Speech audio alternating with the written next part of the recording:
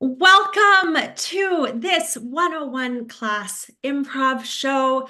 I'm Jamie, and for the last 6 weeks, some incredible improvisers have been working together on learning the basics of improv. Everything you are about to see is made up. One improviser will tell a monologue, and then everyone will do scenes off of those monologues. Then someone will come out and do another monologue based off of the same suggestion, and then we'll do some more scenes. So I am so excited. Please welcome to the Zoom stage, the Ricks. Let me spotlight everybody. Hi. Guys, we're gonna do it. We're gonna do it. I forgot that was our team name. Oh no. Add spotlight and turn me off.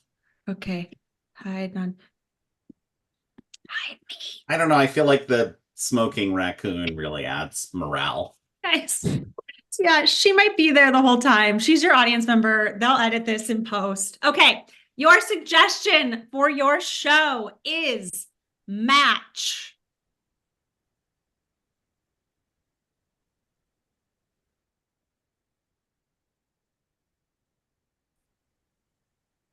So, all right, so here's a story about um my experience in the lesbian dating scene. So, something that I think maybe is not well understood is like there's a sort of, stereotype and like how people date in which basically there's always like the male or masculine one. They're going after like the female or feminine one.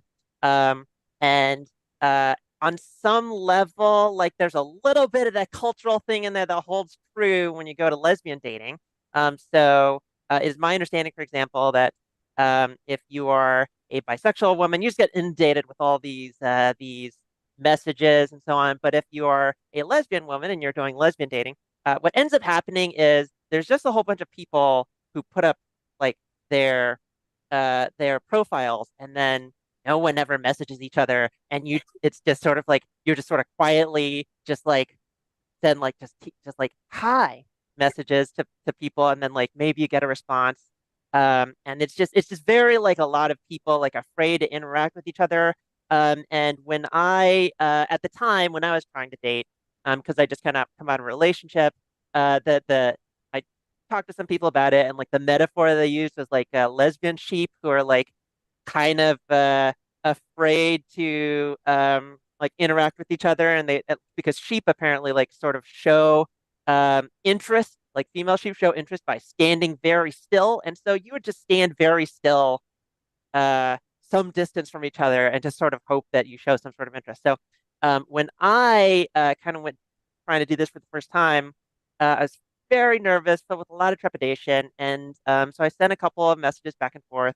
I met a couple people, and yeah, it was sort of a meh experience. But I met one lady who was an ichthyology uh, student at the University of Washington, and it was like just the most awkward, like kind of interactions that I've ever had with a person because we sort of talked, and immediately, like I got the sense that I'm like, I do not think I have any interest in you. But also, no one's messaging each other.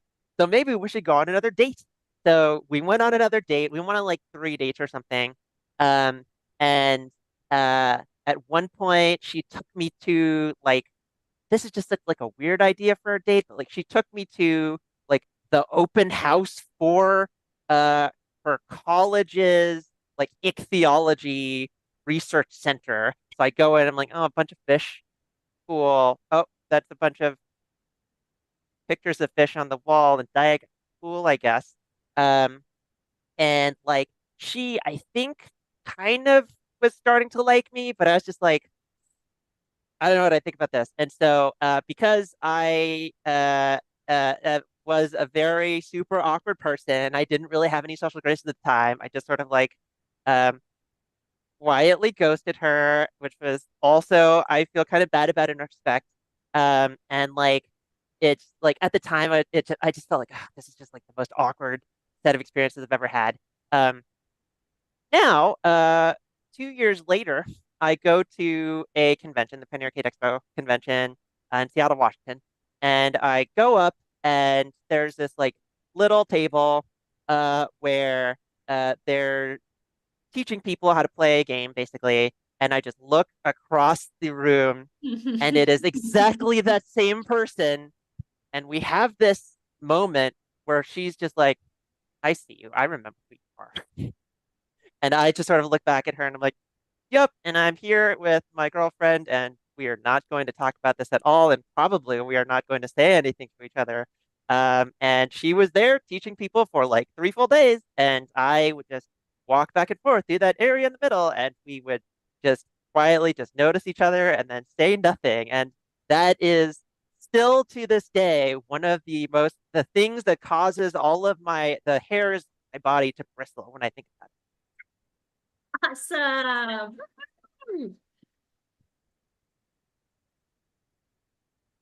It's beautiful, isn't it?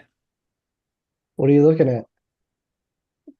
I'm looking at two people that are so into each other, and neither of them can talk at all. It's Are you talking? just, Are do you want you a talking soda? about those? I mean, sure, why I'm talking not? about those girls over there. Yeah, It's there's people on the bench right there. That's what you're talking about, right? Yep, that's right. Just watch, just look. They're sitting there on a bench next to each other, and look, the right girl, she's gonna look right, and the right girl, she's gonna look left, and then they're gonna look back, and they're gonna make eye contact, and it's so cute. And then if someone would talk, they would go on and be married, You but they won't. think this this sort of feels like kind of an awkward first date sort of a situation. Like I get where you're coming from, but I'm thinking that the girl on the right is like scared for her life and might be looking to run. Okay, all right. Yeah, because Should, like take me through this. yeah, look at this. All right, so I get where you're coming from, right? Like they're kind of like awkwardly avoiding gazes and things like that. But if you look really closely, if you look at the right hip of the girl on the right, that's Mhm. a big ass gun. I think the girl on the left, judging by her anti-NRA shirt, probably not a fan of that big ass gun. Yeah, I guess I didn't. Good eye. I wasn't paying attention to that at all.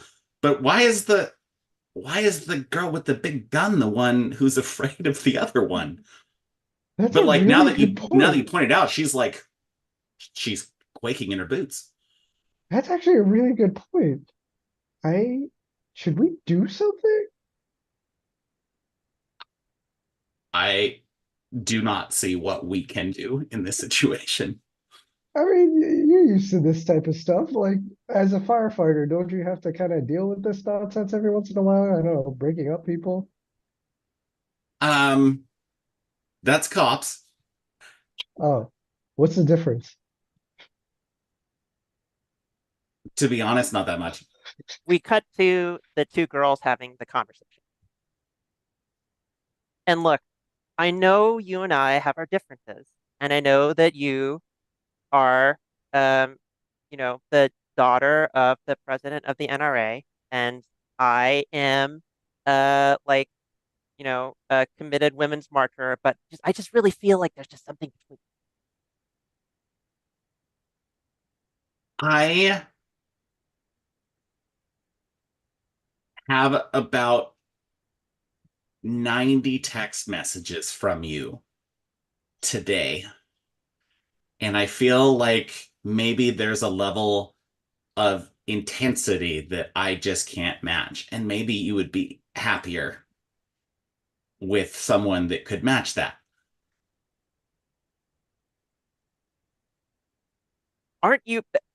Hang on, but you literally have like an AK-47 strapped to your side right now. I just feel like if you invested the same amount of enthusiasm that you put into the NRA, into our relationship, that maybe we could be going somewhere. Okay. That's Great job.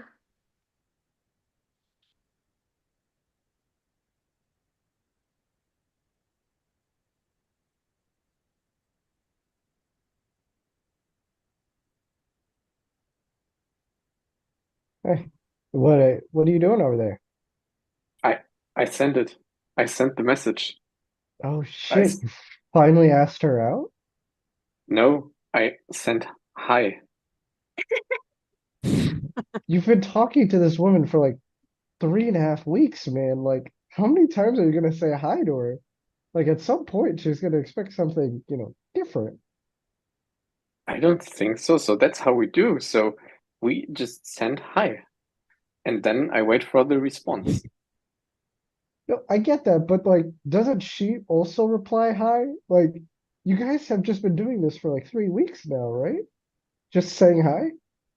Yes, yeah, yeah, yeah. But the eyes. So now there is one more I, and I also added an exclamation mark. So now I'm expecting another message from her. Wait, do you add an I after each hi? Yes, the messages got pretty long now. So you literally have hi with like 21 to 24 highs, or with 21 to 24 eyes? And let me count. 24 it is. Yes, 24 right now. 24 eyes. And like she's totally into this. Like it's she's responding. I mean, she's still sending some smileys behind it. So now she sent back, hi, smiling smiley. Dude, you gotta up your emoji game, man. Like, do you know anyone? I don't know anything about emojis, but we need to find the expert. Like, did this might mean something. You might be married in some cultures by now. Okay, but I only sent like the normal emojis, which have been sent to me as well. So I only choose the happy ones. The happy emojis. Has Wow. this ever happened to you? The thing that you need in this situation, if this is relatable to you, is a friend who can say, yes, she's into you. Yes, telling you she just got a swimsuit means that she wants you to ask for a pic and that you are interested. You too need a friend. Call our toll-free number. Great job.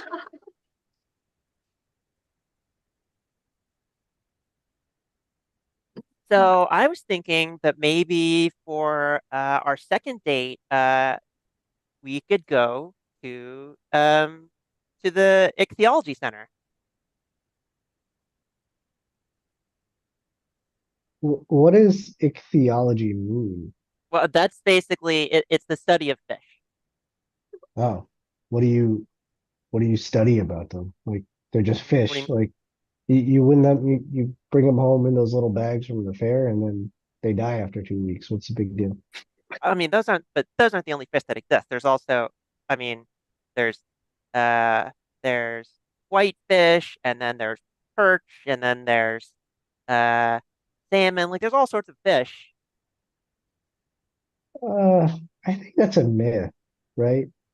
Like I don't think they're actually fish. I think it's like, okay, when you fly on a plane, right? The Earth is actually flat. I think it's like something similar when you try to hit one of the edges. Like Wait, they okay. just want you to believe So that. I so hang on. Okay, when we first started dating, like I looked at your Match.com profile and it said applied scientist, Yeah. and I I guess I thought that you were like, you know, some academic or something, but you're telling me that you think that the Earth is flat? Well, okay. So I am very much an academic and I am very much an applied science. It's just, I think you might be under the misconception that you have to go to like college to be an academic. Like I have my own journal and people publish in it all the time. And we really consider ourselves the true scientists and we apply our intuition, and our collective life Your learnings to the your world. profile has PhD at the end of it. I Yeah, thought that that meant that you had a degree of some kind, and I didn't ask you what it was because I thought, eventually we'll get to it. Like I thought, maybe it was in physics or something. I don't know. no, it means proficient in huge dreams. So like I'm just like a really good dreamer. Great. Awesome. Let's get another monologue.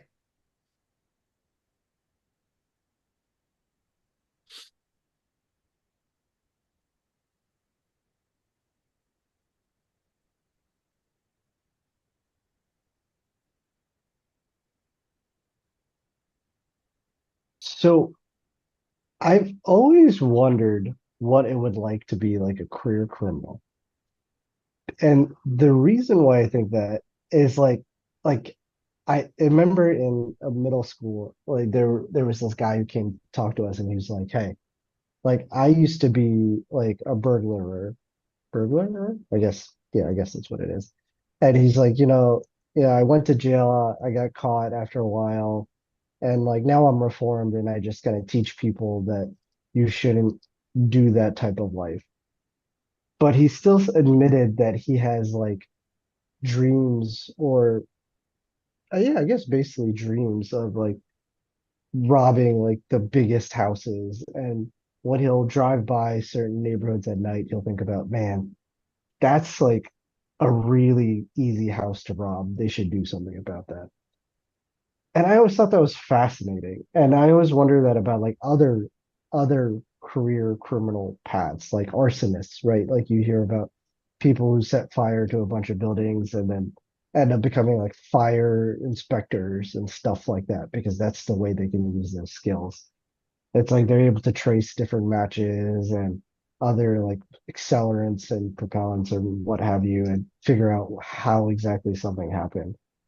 And I always thought like, man, like if you just dedicated yourself to a career of crime, like whatever is your passion, whether you like playing with matches and it's fire, or like you want to be like a con artist or something.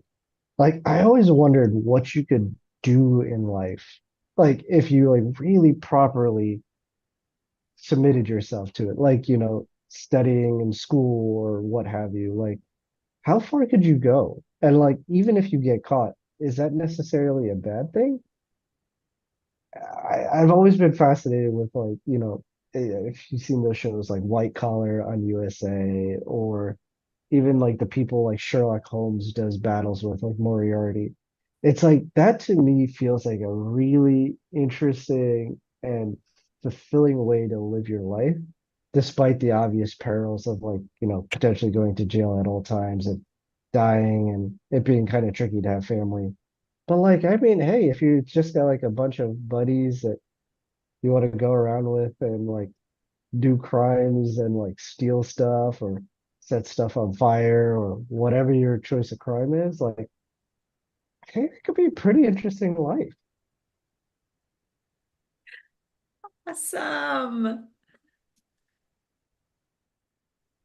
So you're here for that arsonist job, huh?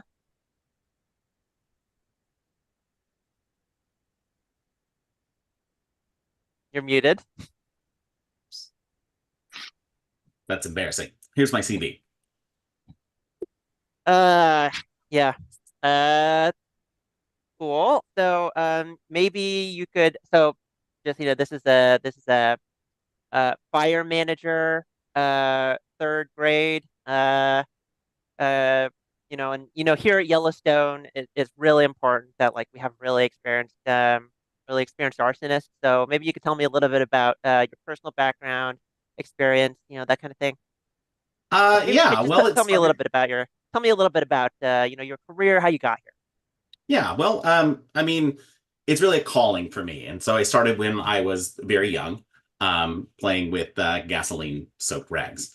And I burned down the family garage, and the insurance adjuster told us that it was absolutely impossible for anyone for this to have been in an accident in any way, even if they were playing with gasoline soaked rags.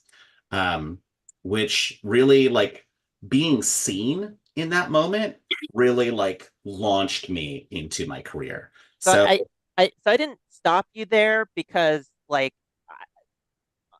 I was honestly wrapped with like this whole idea, but like normally people who kind of join on to our program, they were usually some sort of firefighters of some kind, and they have experience with putting out fires and fire management. I have not really heard of someone coming in whose main background is setting their parents' house on fire. I have a little bit of volunteer firefighting experience towards the end of the resume, but I took the alternate career path and I went to crime school. And so you'll see I have Sorry, a hang. master's degree in property crime. Did you? Okay, first of all, what is crime school? Is this like clown school? Is that how I should be thinking about it? Are they accredited? Um, I mean, within the world of crime schools, absolutely. I Wait. went What's the to, world of crime school? you don't know about crime schools? Okay, Okay, I went to look, elite crime no, school we're out of New Jersey. I paid out of state tuition. It was terrible. It's just a lot of stealing in order to like stay afoot and keep those loans down. Um, so I don't know how to put this. Normally, when people apply to this position, as I said, they come from, usually like some sort of state school, and that's some sort of accredited school, and then or they like, it got, they were a firefighter. Maybe they were in like the armed services or like the police or something. Like that feels like the total opposite side of like your personal background. No offense. no, Hey, hey, I'm so sorry to interrupt. Are you almost done with this interview or no? I need to talk to you about our DI statistics that we need to accomplish with these positions. Apparently, they just added criminals.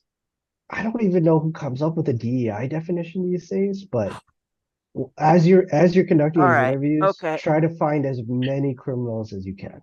Okay. All right. Same. Great job.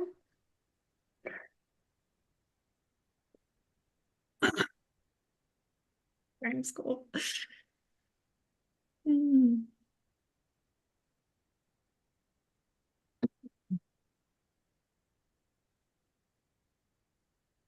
I think someone took my wallet.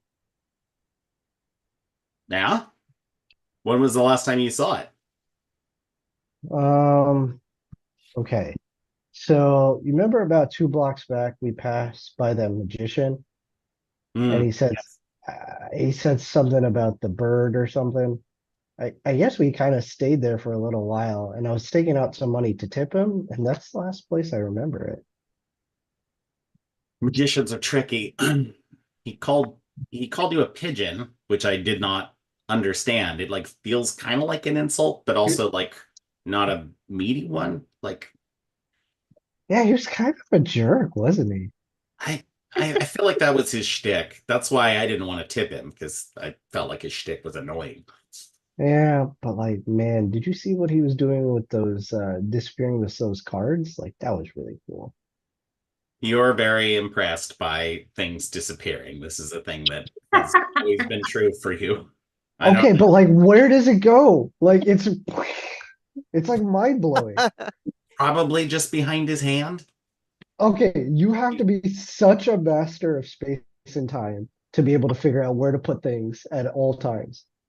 Don't feel like it's a master of space and time, but yeah, I think it's something. I think it's like something like this. He shows you the hand, but then it's like right. Oh, yeah, there we go. It's like that. I don't think it's that simple. Like, come on, guys. Like, man, this guy has been practicing on that corner for what I'm guessing is 30 to 50 years, give or take a margin error of 10. So, like, he's been there a lot. He. I don't feel like it's 50 to 80 years unless you are alleging that the guy that you think robbed you is an actual wizard. I mean, why not? I mean, he's clearly a master of the dark arts. Like, why couldn't he be a wizard too? I feel like if you were a master of the dark arts, showing people whose wallet you were stealing your face is like a bad move. Scene! Great job.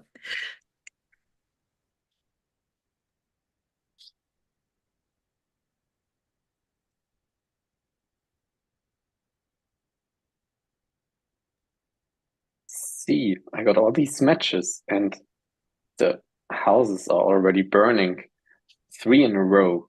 That is a great job from us. Yeah, but I like something I've always admired about you is just like how you can just make these elaborate flame sculptures out of just such these teeny little devices. Yeah, it was really hard practicing back in school. So these taking all these matches, I stole them from different shops. So to have enough matches, and I really needed to figure out how to do it.